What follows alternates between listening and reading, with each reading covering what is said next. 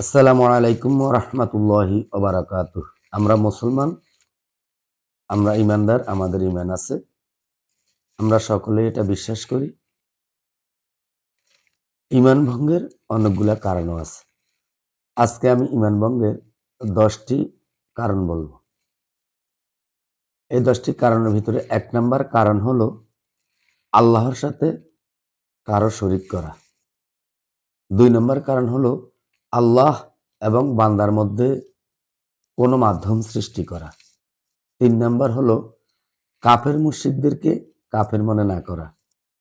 ৪র্থ number কারণ হলো রাসূল সাল্লাল্লাহু আলাইহি সাল্লামের কথার চেয়ে অন্য কাউকে উত্তম মনে করা।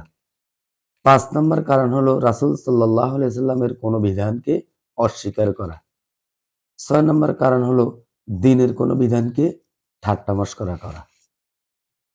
৭ নাম্বার কারণ হলো জাদুটোনা করা। ৮ নাম্বার কারণ হলো মুসলমানদের বিরুদ্ধে কাফের মুশরিকদেরকে সাহায্য করা। ৯ নাম্বার কারণ হলো কাউকে শরীয়তের ঊর্ধ্বে মনে করা। ১০ নাম্বার এবং সর্বশেষ কারণ হলো দ্বীন থেকে মুখ ফিরিয়ে নেওয়া।